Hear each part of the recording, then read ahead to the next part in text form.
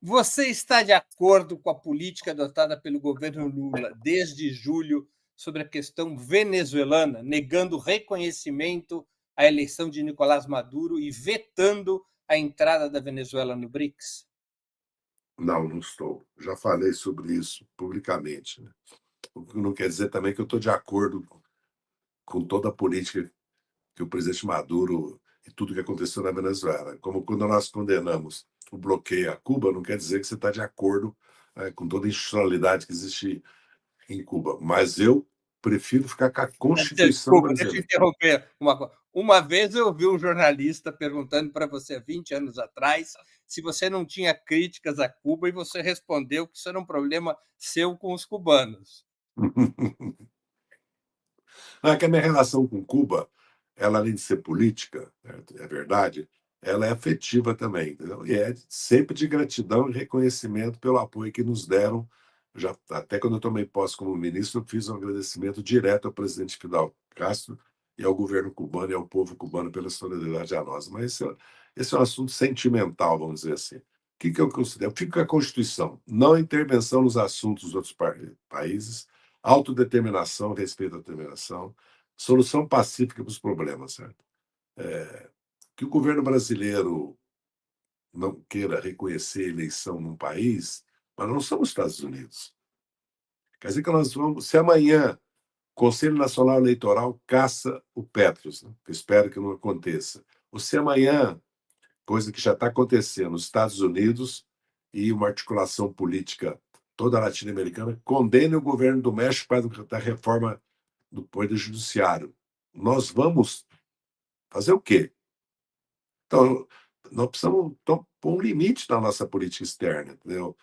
Nós vamos manter relações com a Venezuela, relações diplomáticas, tudo, que é com o Estado venezuelano. Então, amanhã os americanos vão falar: a China é uma ditadura, Vietnã é uma ditadura, a Turquia é uma ditadura, a Índia. Mas tem limite isso? Então, eu prefiro uma atitude. Primeiro, fiquei muito assim crítico à diplomacia de WhatsApp, à democracia de entrevista para a imprensa, pelas relações que nós sempre mantivemos com a Revolução Bolivariana, com o presidente Hugo Chávez, depois com o presidente Maduro, e pela solidariedade e apoio que eles sempre manifestaram ao presidente Lula nos piores momentos e a nós, merecia um tratamento de outra forma, no meu entendimento. Outro tratamento.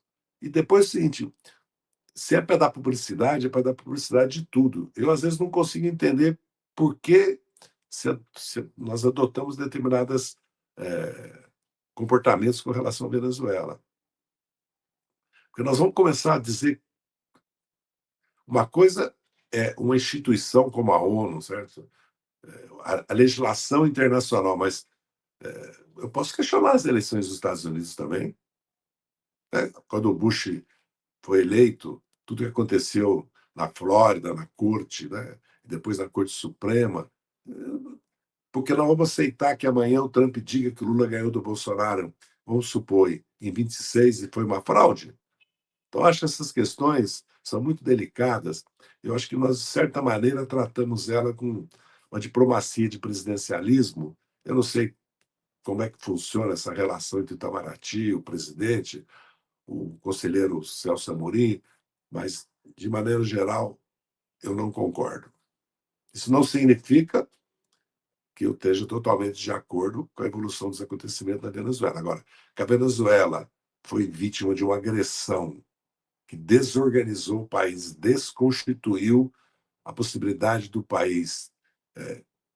Porque quando um país depende do petróleo e você proíbe, aplica sanções sobre o petróleo e a renda do país cai de 57 bilhões para 600 milhões, a consequência é a imigração de 6, 7 milhões. Imagina se nós acordarmos amanhã com as nossas reservas sequestradas, com a proibição de investimento no Brasil, de remessa de recursos de fora e para dentro do Brasil, com bloqueio das nossas exportações e importações, com sanções para os países que comercializarem conosco e vender tecnologia para nós, insumos, matéria-prima. Você sabe o que aconteceria no Brasil? Então vamos levar isso em consideração para analisar a Venezuela. E depois, quem é Maria Corina? Quem são aqueles que se dizem oposição, já que nós entramos no assunto interno da Venezuela. Eles são o que corresponde aqui para nós os golpistas de 8 de março, de 8 de janeiro, entendeu? Então as coisas precisam discutir assim, porque senão essa coisa de autoritarismo e democracia, é importante defender a democracia como a autoritarismo, mas cuidado com isso, porque se esconde muitas vezes nisso outros interesses e golpes de Estado, que derrubam governos.